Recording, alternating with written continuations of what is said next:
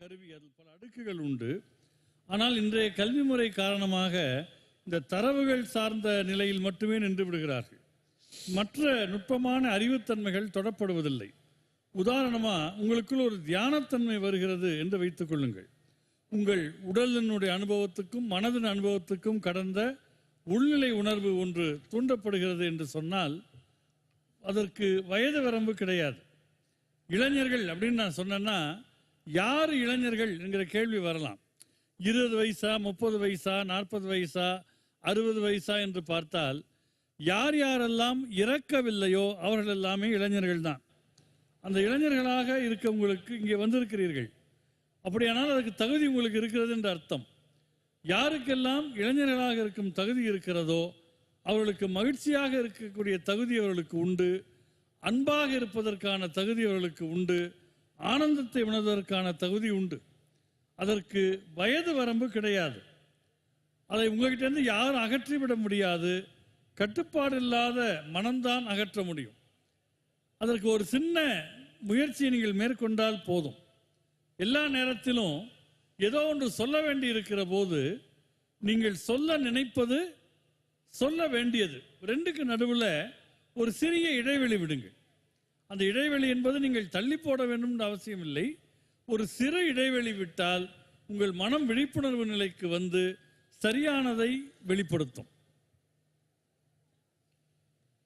We will go into the Mahamantra. మనము మహామంత్రంలోకి వెళ్దాము.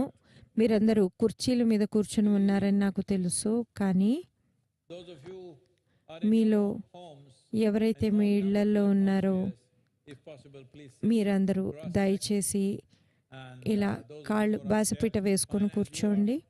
కుర్చీల మీద ఉన్నవారు మీరు ఎలా ఉన్నా పర్వాలేదు. your ring finger and your thumb together. స్త్రీలందరూ ఏం చేస్తారంటే మీ ఉంగరం వేలిని ఇంకా మీ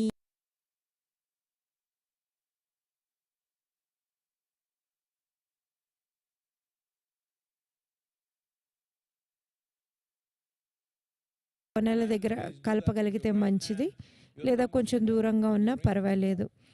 స్త్రీలు ఎడం చెయ్యి, పురుషులు కుడి చేతిలో Wearing Rudraksh, me hold the Rudraksh between these two. ఉంగరం వేలు Otherwise, మీ బొటన వేలికి తగిలేలా కూర్చోండి. ఈ విధంగా ఒకవేళ మీ దగ్గర కనుక రుద్రాక్ష ఉన్నట్లయితే మీరు ఆ రుద్రాక్షను ఈ వేళ్ల మధ్యలోకి వచ్చేలా పట్టుకోవచ్చు.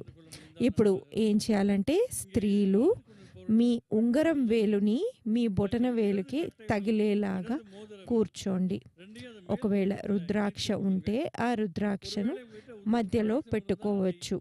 స్త్రీలు అయితే ఎడం చెయ్యి, పురుషులు అయితే కుడి చెయ్యి. మీ ఉంగరం వేలుని మీ బొటన వేలికి తగిలేలా పెట్టి పట్టుకోండి. ఒకవేళ అలా సాధ్యపడకపోతే కొనలు కలిస్తే మంచిది. ఒకవేళ కొనలు కలిసే అవకాశం లేకపోతే ఎక్కడొక్కడ పెట్టుకోండి. ఇప్పుడు మహామంత్ర ఉచ్చారణకి సిద్ధం కండి.